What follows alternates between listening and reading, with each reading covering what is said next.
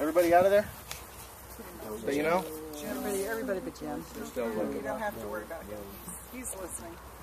Get the chief. All right, a couple of things I like to point out here that would have been different. Just grass.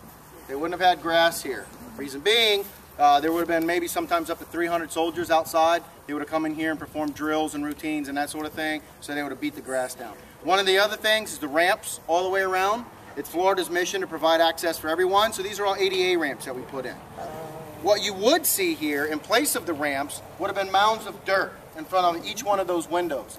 Reason being is they got a lot of dirt when they planted all of these timbers all the way around, so they would have piled dirt up underneath each one of those windows. You'll see from the window down how it's double boarded. That would have reduced the risk of a stray bullet coming between the logs, right, and hitting them. The advantage to being up high like that is they're shooting down at their target. Now remember, they wouldn't have been able to hide behind trees. There would have been no trees. So they would have been able to shoot down. So the Seminoles are kind of laying out there on the ground trying to reduce themselves as a target, shooting up. So if they're shooting up and they miss coming through that hole, remember their pellets, those lead shots will go sometimes a mile, which means it's going to clear my entire fort and land way out there somewhere. I don't have to worry about it hitting another one of my men. So again, they weren't geniuses, but they were getting there. Well, the Indians wouldn't have had guns at the beginning either, would they? No, they did have guns. From the time that the Seminole War started. When they started stealing our guns. Well, no, we actually traded. We gave them guns. Oh, you traded? Yeah, well, the Spanish gave them guns, and I'll talk about all that here in just a second.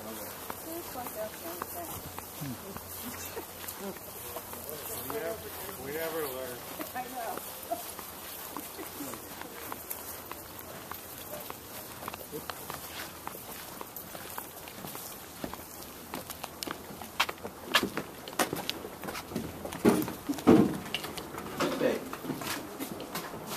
All right, everybody's doing good? Everybody's feeling okay? Yeah. All right, because if you're not, you just walk into the doctor's walk-in clinic. Come on around. Everybody file on in. We'll let the others. Okay, there's plenty of room. Come on around. I don't know where we can camp tonight. Yeah, I think I'll stay in my All right, so if anybody hasn't figured it out yet, you are in the infirmary.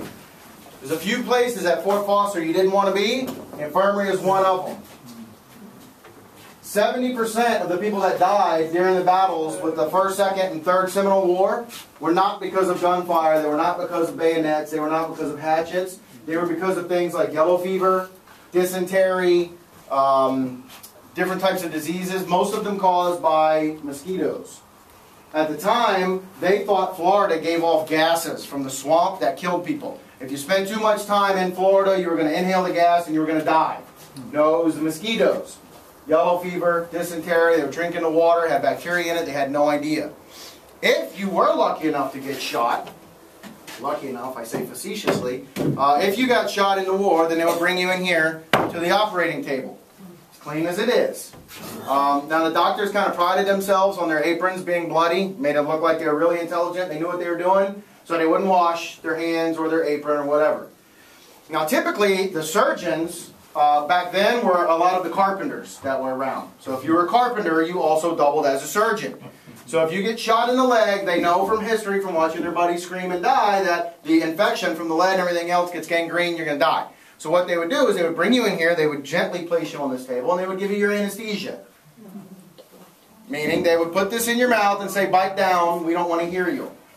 Then the carpenter / surgeon would come in, and he would saw your leg off.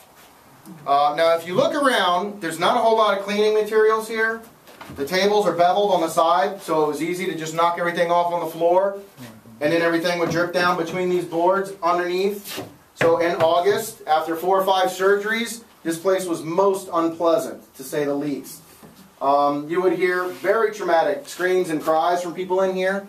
Yellow fever is a horrible thing to get. You're vomiting and diarrhea for days and days and days on end. If you recover from that, then you're only good for about 2 weeks before it all happens again. Your eyes turn yellow, it's horrible, and you die. So the beds. In these beds, there would have been, on the big beds, up to 5, 6 grown men sleeping in a bed at one time. So we all made friends on the van ride over, but picture 5 or 6 of us laying in that bed at a time. All you guys have heard the saying, sleep tight, don't let the bed bugs bite? Those ropes around the bed would get loose after men were sleeping in it. Now, providing you got better or you died one way or the other, you would get off the bed. They would then have to go tighten those ropes up to keep your bed from sagging. So that's where the Sleep Tight came from. Now, the beds, no Sealy Posturepedic. They were made out of pine needles, moss, leaves, everything that the bugs live in. So as you're sleeping, trying to recuperate, you've got diarrhea, you're vomiting, you've got a missing leg, whatever it is. Now you got to contend with red bugs, mites, fleas, and ticks also. So they would say, sleep tight, don't let the bed bugs bite, almost in jest. Again, very unpleasant. Upstairs, there's upstairs right now, there's just rows of bunk beds. Down here, there's 2 bunk beds, so picture another bunk bed on top of that. The reason that they thought, and from what I've been told, you had 3 bunk beds. The bottom one was still for the capable man. He could get up, he could help out, he could move around, he didn't need a whole lot of attention.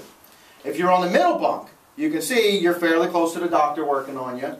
He can give you a lot more attention. You're not getting up and down as much. You're not going to the bathroom as much.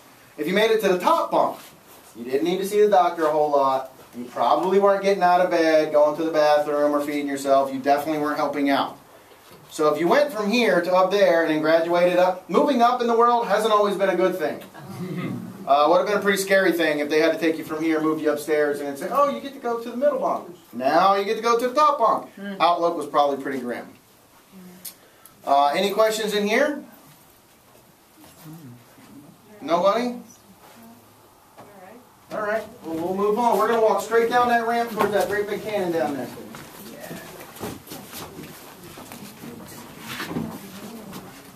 All right. Need to take him into the infirmary. Yeah, we'll take you in there. Bottom bunk. I got lucky. I didn't wait. You guys can just walk right on down the ramp here. Doing this.